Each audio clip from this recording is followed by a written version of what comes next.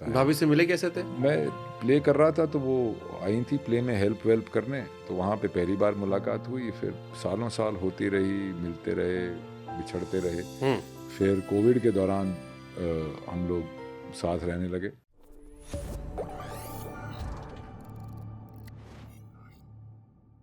भाभी से मिले कैसे थे? मैं प्ले कर रहा था तो वो आई थी प्ले में हेल्प वेल्प करने, तो वहाँ पे पहली बार मुलाकात हुई। फिर सालों साल होती रही, मिलते रहे, बिछड़ते रहे।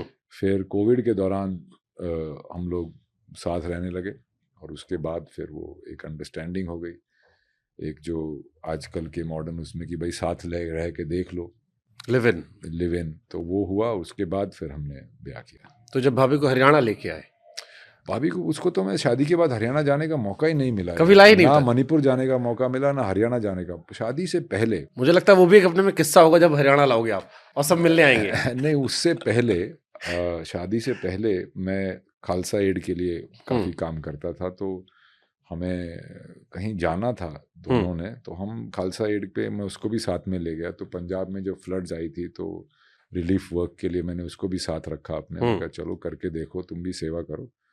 और हमने मणिपुर में भी काफ़ी, जब कोविड के दौरान काफ़ी हेल्प करी थी, तो उसका भी सेवा भाव बहुत अच्छा है। तो वहाँ लेके गया, तो वहाँ से फिर हमें एक दिन का ब्रेक मिल गया। तो मैं कहा चल तेरे को गाँव लेके चलता हूँ। अब वो जीन्स वीन्स पहने हुई थी, ये वो। मैं कहा यार गांव में तो ऐसे लेके जा नहीं सकते तेरे को।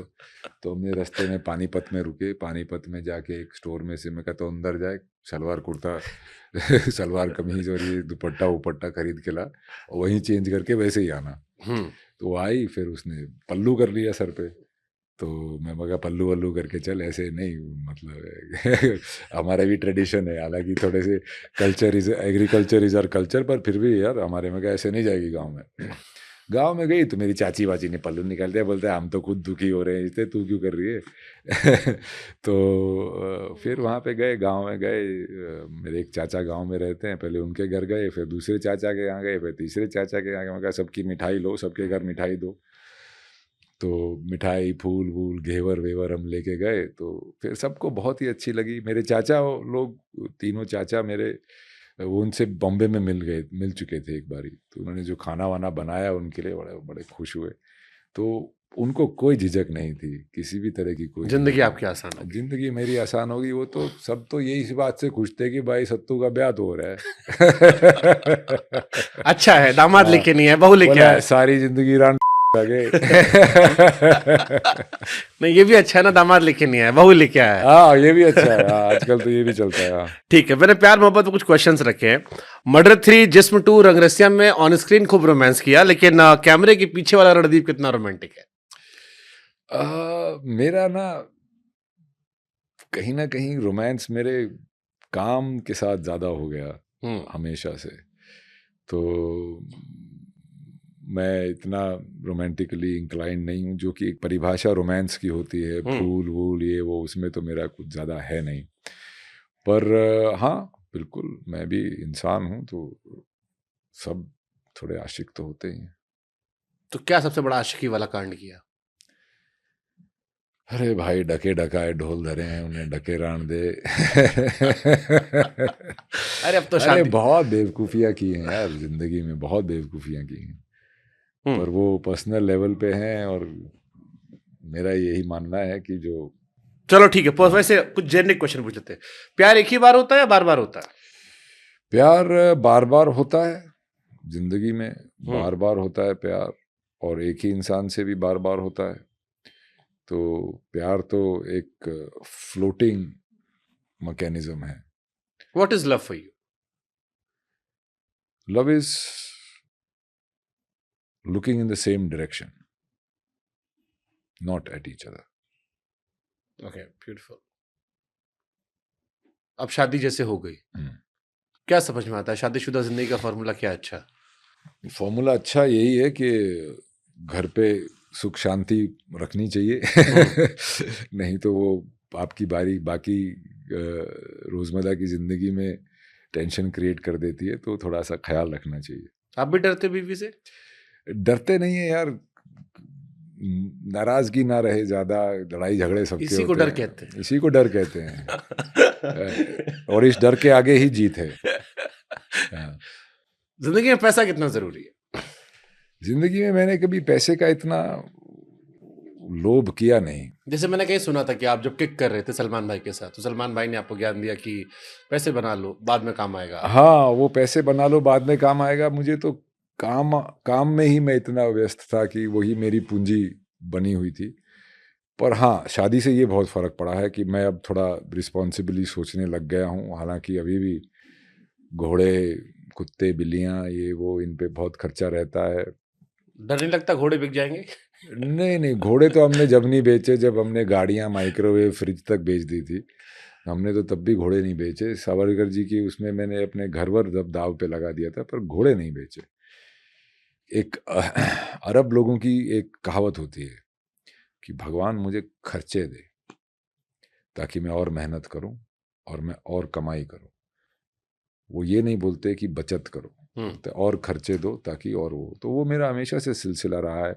मैंने कभी अपने लाइफस्टाइल में कमी नहीं छोड़ी है। मैंने ज़िंदगी अपनी पूरी जी है।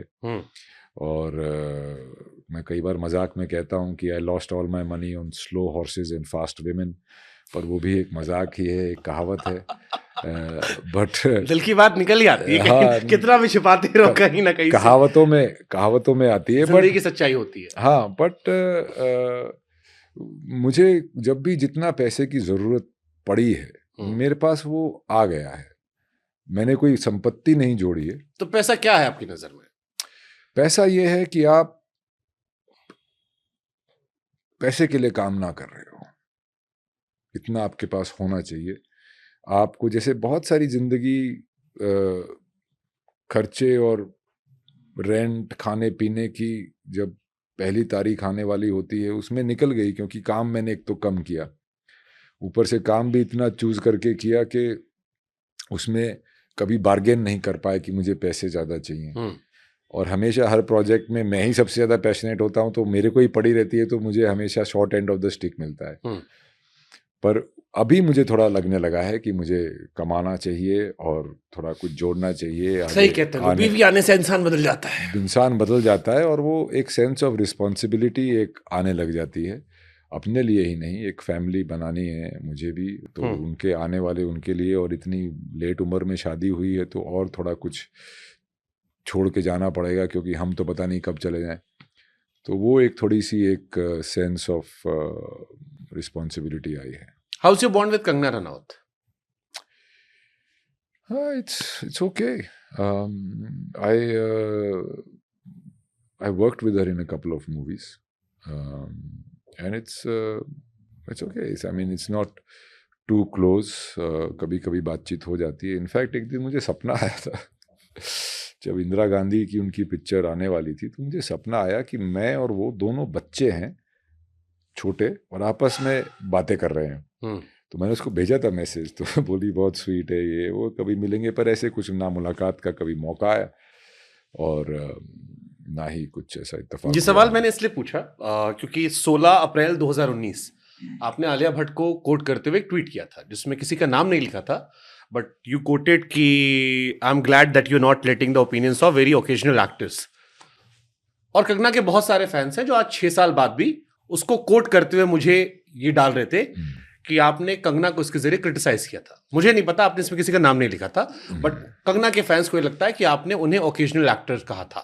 ये कंगना के लिए ट्वीट था ये? हाँ, क्योंकि वो आलिया को बहुत टारगेट कर रही थी और मेरा कंगना से कोई बैर ना था ना है, पर हाईवे की वजह से जो वो छोटी आलिया थी उससे मेरा बहुत एक लगाव है। उसको है नहीं है मुझे नहीं पता, पर मेरे को उस वीरा के लिए बहुत लगाव है। तो एक तो मुझे ये अच्छा नहीं लगता कि आप अपना